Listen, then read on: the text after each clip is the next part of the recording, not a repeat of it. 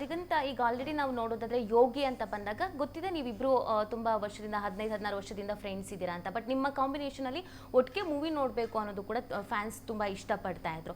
Finally 15 ವರ್ಷ ಆದ್ಮೇಲೆ ಅದರಲ್ಲೂ ಪಾರ್ಟಿ ಅಂತ ಹೆಸರು ಇಟ್ಕೊಂಡು ಬರ್ತಾ ಇದೆ. ಸೊ ನಿಮ್ಮಿಬ್ರು ಕಾಂಬಿನೇಷನ್ ಬಗ್ಗೆ, ಫ್ರೆಂಡ್ಶಿಪ್ ಬಗ್ಗೆ ಮಾತಾಡೋದಾದ್ರೆ ಅದೇ ನಾನು ಯೋಗಿ, ಅದೇ ನೀವು ಹೇಳಿದಾಗೆ ಒಂದು 15-16 ವರ್ಷದಿಂದ ನನಗೆ ಅದು ಗೊತ್ತೂ ಇಲ್ಲ ಎಷ್ಟು ಅದು ನಮ್ಮ ಹಳೆ ಗೆಳ್ತನ ಅಂದ್ರೆ ಅದು 15 ವರ್ಷನೋ 17 ವರ್ಷನೋ ಗೊತ್ತಿಲ್ಲ.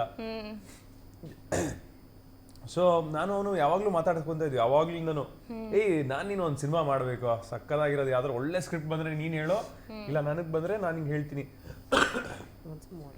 ಸಾರಿ ನೋನು ಕೋವಿಡ್ ಅಷ್ಟೇ, ಬೇರೆ ಏನಿಲ್ಲ, ಹೆದರಂತೇನಿಲ್ಲ.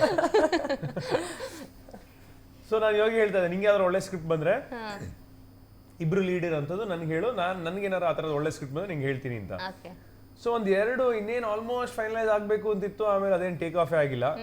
ಕೊನೆಗೆ ಈ ಸಿನಿಮಾ ಬಂದಾಗ, ಈ ಸಿನಿಮಾದಲ್ಲಿ ಆಕ್ಚುಲಿ ರಿಷಬ್ ಶೆಟ್ಟಿ ಇರ್ಬೇಕಾಗಿತ್ತು. ಕಾಂತಾರ ಹಿಟ್ ಆದ್ಮೇಲೆ Rishab got busy with Kantara 2, ಅವ್ರು ಬರೋದಕ್ಕಾಗಿಲ್ಲ, ಟೈಮ್ ಕೊಡೋದಕ್ಕಾಗಿಲ್ಲ. ಸೊ ಅವಾಗ ಇಮಿಡಿಯೇಟ್ ಆಗಿ ನೆಕ್ಸ್ಟ್ ಹೆಸರು ಬಂದಿದ್ದೆ ಯೋಗಿನ ಹಾಕೊಳ್ಳೋಣ ಅಂತ, ಯಾಕಂದ್ರೆ ಹುಡುಗರಲ್ಲಿ ಸಖತ್ತಾಗಿ ಮಾಡಿದ್ರು. ಅಂಡ್ ನಂದು ಒಂದು ಗೆಳೆತನ ಇದೆಯಲ್ಲ, ಅದು ಇಟ್ ಮೇಕ್ಸ್ ಎವ್ರಿಥಿಂಗ್ ಈಸಿ.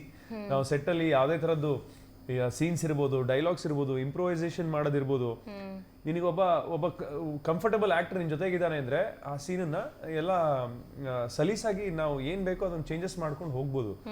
ಇಲ್ಲ ಈಗ ಇಬ್ರು ಗೊತ್ತಿಲ್ಲದೆ ಇರೋ ಆಕ್ಟರ್ಸ್ ನ ಈ ತರ ಒಂದು ಸಿಚುವೇಶನ್ ತಂದು ನಿಲ್ಸಿದ್ರೆ ಬಹುಶಃ ಅದು ತುಂಬಾ ಕಷ್ಟ ಆಗಿರೋದು. ಆ ತರ ಒಂದು ಫನ್ ನಿಮಗೆ ಅಲ್ಲಿ ಸ್ಕ್ರೀನ್ ಮೇಲೆ ಕಾಣ್ತಾ ಇರ್ಲಿಲ್ಲ. ಓಕೆ, ನಿಮ್ಮಿಬ್ರು ಕೆಮಿಸ್ಟ್ರಿ ಬಗ್ಗೆನೇ ತುಂಬಾ ಮಾತಾಗ್ತಿರೋದು. ಓಕೆ, ರಿಷಬ್ ಇದ್ದಾಗ ಅಂತ ಅಂದಾಗ ಹೇಗಿರುತ್ತೆ ದಿಗಂತ್ ಮತ್ತೆ ರಿಷಬ್ ಅನ್ನುವಂಥದ್ದು. ಈಗ ಯೋಗಿ ಅಂದಿದ ತಕ್ಷಣ ಯೋಗಿ ಅವ್ರನ್ನ ನಾವು ಆಲ್ರೆಡಿ ಲೂಸ್ ಮಾದ ಅಂತ ಕರಿತೀವಿ, ಈ ಮಾಸ್ ಸಿನಿಮಾಗಳನ್ನ ಮಾಡ್ಕೊಂಡು ಬಂದಿದ್ದು. ದಿಗಂತ್ ಅಂತ ಬಂದಾಗ ನಮಗೊಂದಷ್ಟು ಸಿನಿಮಾಗಳು ಕಣ್ಮುಂದೆ ಬಂದು ಹೋಗುತ್ತೆ.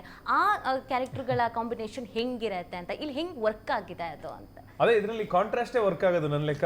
ಈಗ ಸಿರಿ ಅವರು ಸ್ವಲ್ಪ ಜೋರ್ ಇರ್ತಾರೆ ಸಿನಿಮಾದಲ್ಲಿ, ನಾನ್ ಸಾಫ್ಟ್ ಇರ್ತೀನಿ.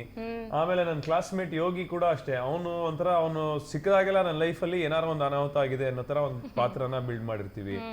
ಸೊ ಆ ಕಾಂಟ್ರಾಸ್ಟು. ಆಮೇಲೆ ಅಚ್ಯುತಣ್ಣ ಅವ್ರದ್ದು ಸ್ಪೆಷಲ್ ಪಾತ್ರನೇ ಇದೆ, ನಿಮ್ ಸಿನಿಮಾ ನೋಡಿದ್ಮೇಲೆ ನಿಮ್ಗೆ ಗೊತ್ತಾಗುತ್ತೆ. ಸೊ ಈ ತರ ಕಾಂಟ್ರಾಸ್ಟ್ ಗಳೇ ಬಹುಶಃ ನನ್ನ ಲೆಕ್ಕ ಈ ರಿಲೇಶನ್ಶಿಪ್ ಅಲ್ಲಿ, ಲೈಫ್ ಅಲ್ಲಿ, ಸಿನಿಮಾದಲ್ಲಿ ಎಲ್ಲ ವರ್ಕ್ ಆಗೋದು.